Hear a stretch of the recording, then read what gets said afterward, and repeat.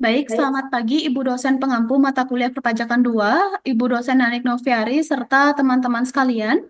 Pada kesempatan kali ini, izinkan kami dari kelompok 7 untuk mempresentasikan mengenai materi bea materai, pajak daerah, hotel dan restoran, serta SPT pajak daerah, meliputi hotel dan juga restoran. Baik, sebelum kami masuk materi, izinkan kami untuk memperkenalkan diri terlebih dahulu. Next.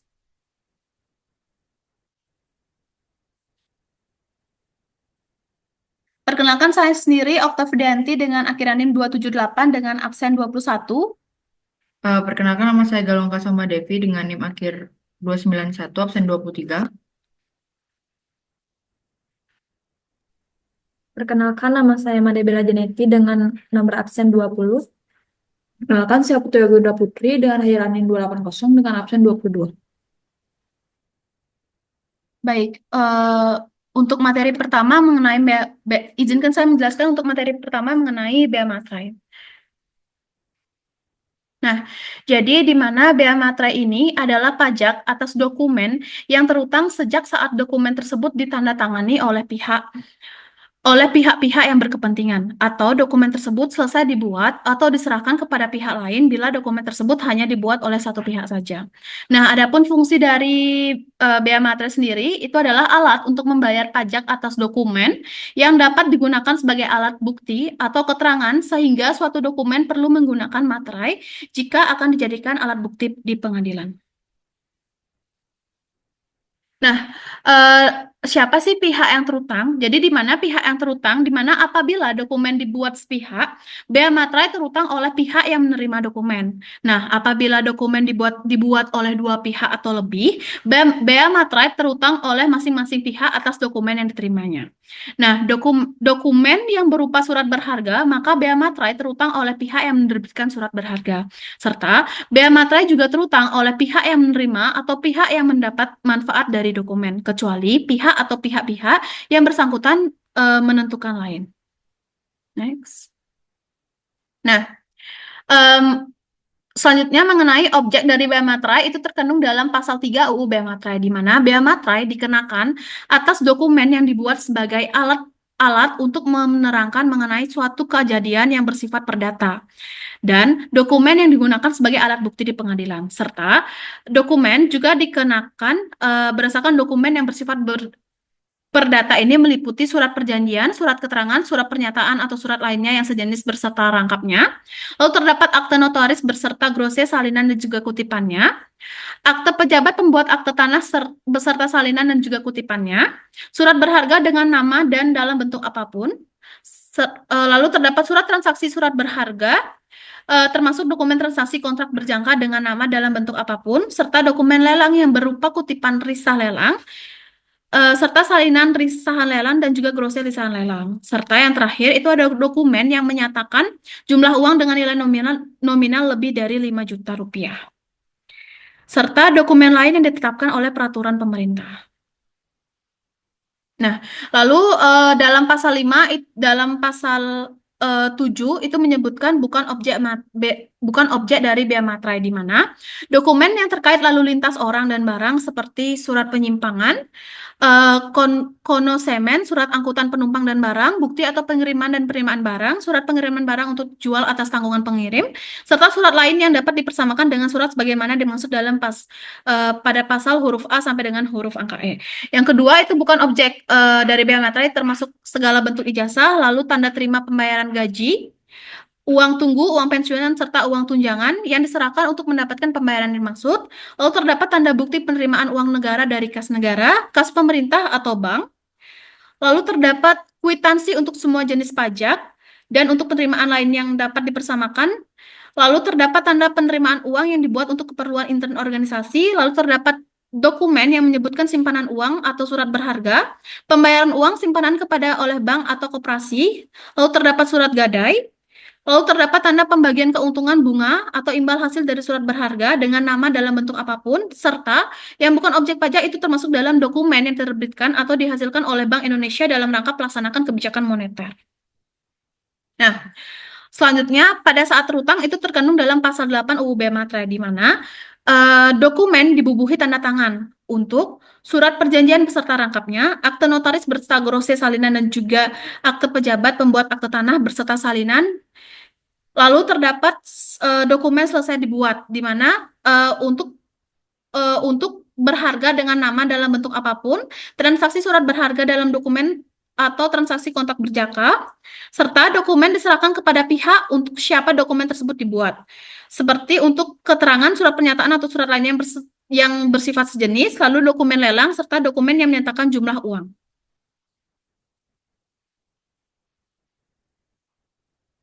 Lalu terdapat juga saat terutang bea materai di mana dalam pasal 8 itu dokumen yang diajukan ke pengadilan untuk dokumen yang digunakan sebagai alat bukti di pengadilan, lalu dokumen yang digunakan di Indonesia untuk dokumen yang dibuat di luar negeri, serta eh, serta ditetapkan terutangnya bea materai oleh menteri di mana nilai dari bea materai terutang itu dengan tarif sebesar Rp10.000 yang berlaku pada 1 Januari tahun 2021 sesuai dengan Undang-Undang Nomor 10 tahun 2020. Nah, pada saat pelunasan bea materai itu di mana terkandung dalam bea materai terutang dapat dilunasi dengan dilakukan dengan menggunakan materai yang dimana yang pertama materai yang dimaksud di sini adalah materai tempel yang memiliki ciri umum dan ciri khusus. Lalu ada materai elektronik yang memiliki kode unik serta keterangan tertentu yang diatur dalam peraturan menteri serta materai dalam bentuk lain yang ditetapkan oleh menteri merupakan materai yang dibuat dengan digunakan mesin tertaan materai digital, sistem komputerisasi serta teknologi percetakan. Nah, pelunasan bea materai ini juga dapat menggunakan surat setoran pajak, di mana pembayaran bea materai juga dapat dilakukan dengan menggunakan surat setoran pajak. Dalam hal mekanisme pembayaran materai, dapat menggunakan materai dianggap tidak efisien atau bahkan tidak dimungkinkan.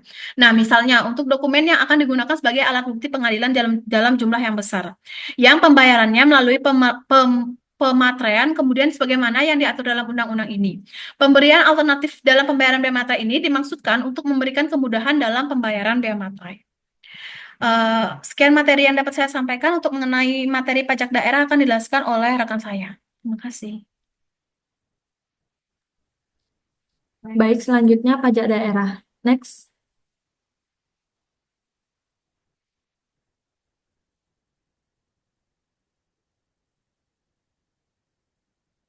Pajak daerah adalah kontribusi wajib yang dibayarkan oleh individu atau badan kepada pemerintah daerah. Pemerintah daerah dibedakan menjadi pajak provinsi dan pajak kabupaten atau kota. Pajak hotel dan restoran termasuk ke dalam pajak kabupaten atau kota. Next.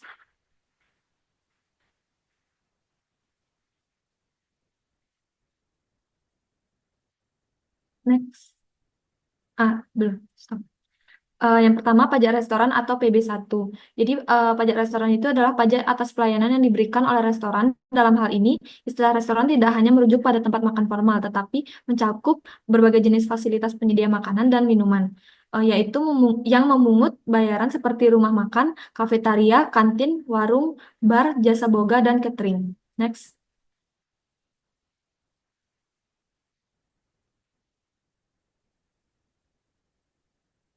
Adapun objek pajak restoran yaitu layanan penjualan makanan dan atau minuman baik untuk dikonsumsi di tempat maupun dibawa pulang serta melalui layanan antar.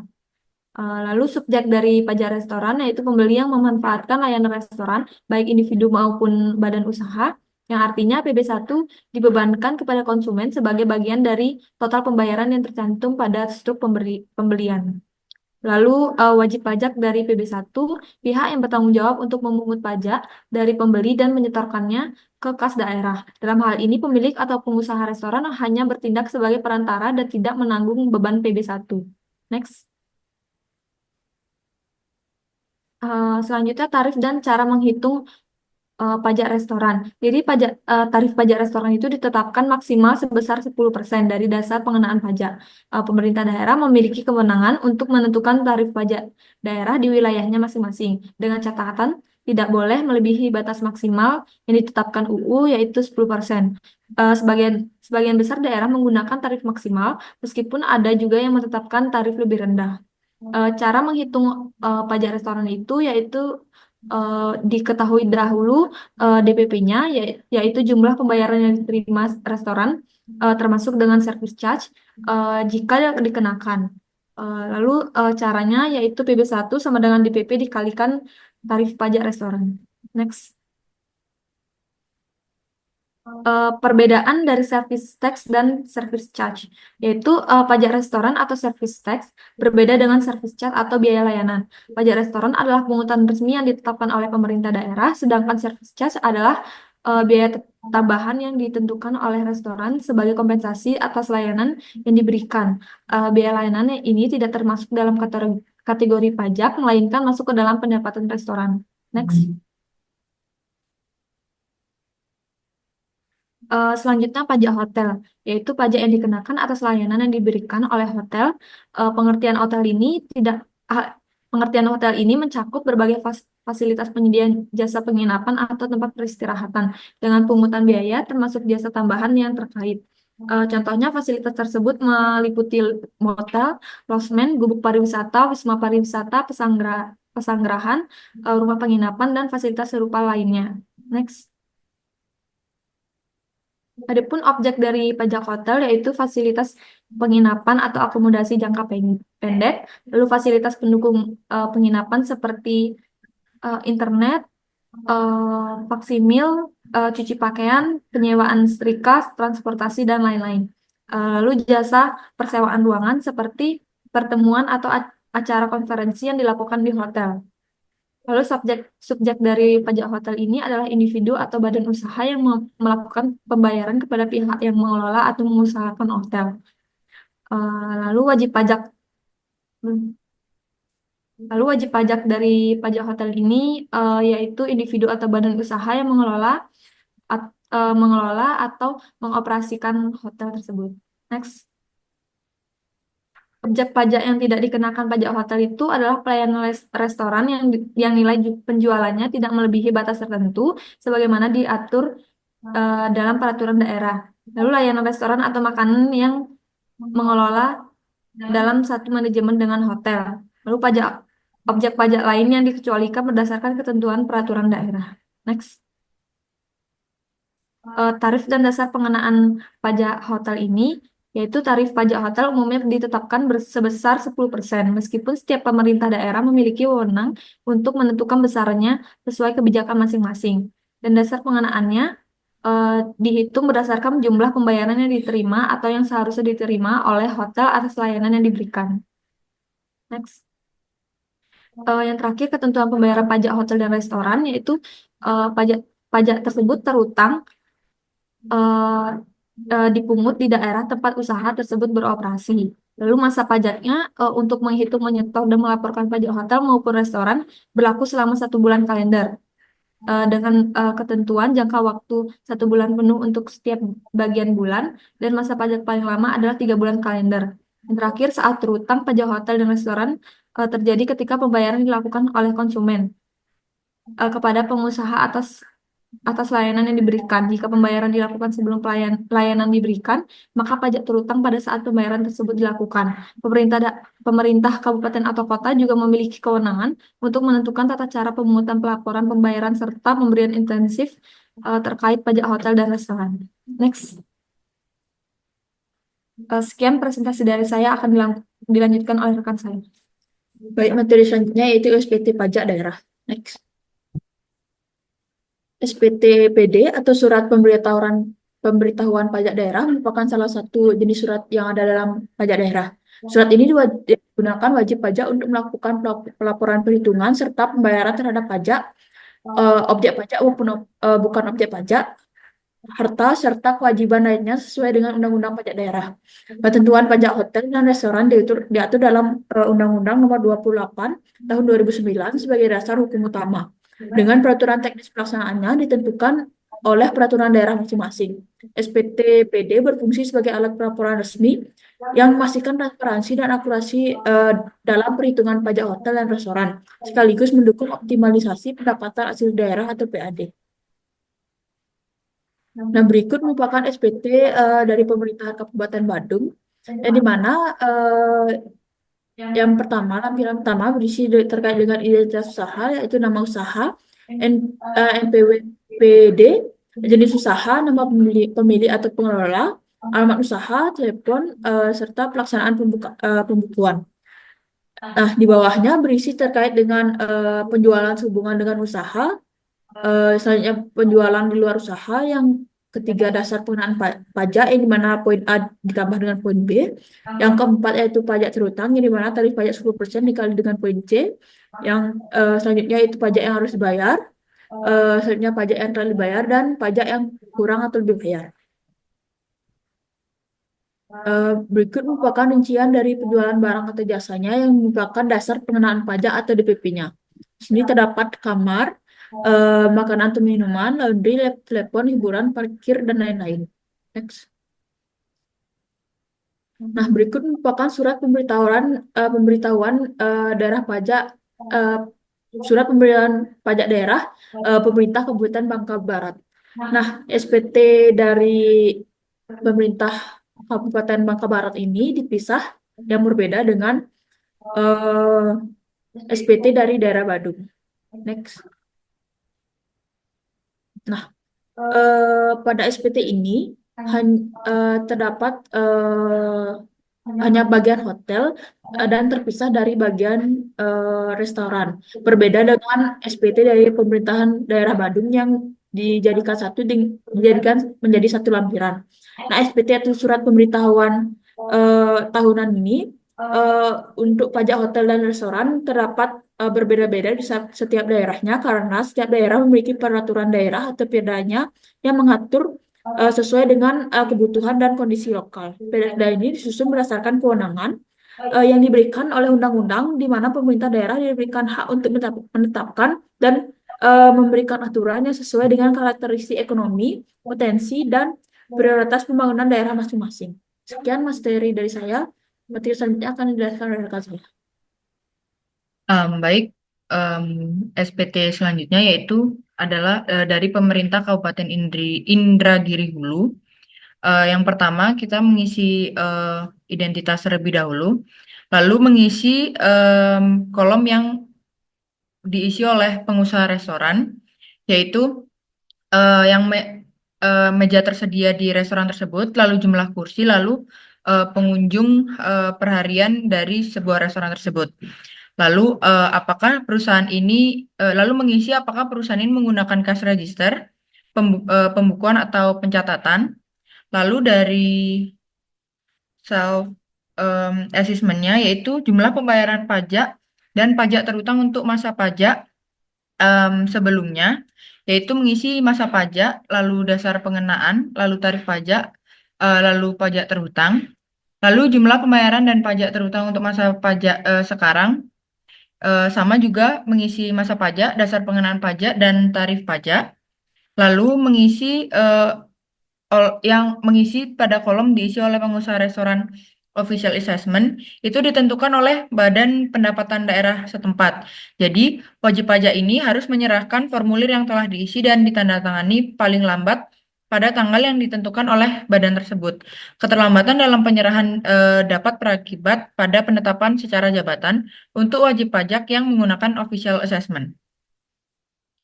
Lalu, SPT PD Pajak Hotel dari wilayah Indragiri Hulu. Sama seperti yang tadi, WP mengisi identitas terlebih dahulu, lalu mengisi kolom yang diisi oleh pengusaha hotel. Apakah golongan hotel tersebut bintang 1, bintang 2, melati 3, melati 2, lalu melati 1, ekonomi atau lainnya. Lalu mengisi kolom tarif dan jumlah kamar hotel. Golongan kamar, tarif kamar, dan jumlah kamar yang ada. Lalu mengisi apakah WP tersebut menggunakan cash register atau menggunakan pembukuan atau pencatatan. Lalu dari self assessment-nya itu jumlah pembayaran pajak dan terutang untuk masa pajak sebelumnya, yaitu mengisi masa pajak, dasar pengenaan, tarif pajak, dan pajak terutang. Lalu jumlah pembayaran dan pajak terutang untuk masa pajak sekarang itu sama, yaitu masa pajak, dasar pengenaan, tarif pajak, dan dasar pengenaan. Lalu sama dengan official assessment itu ditentukan oleh Badan Pendapatan Daerah setempat.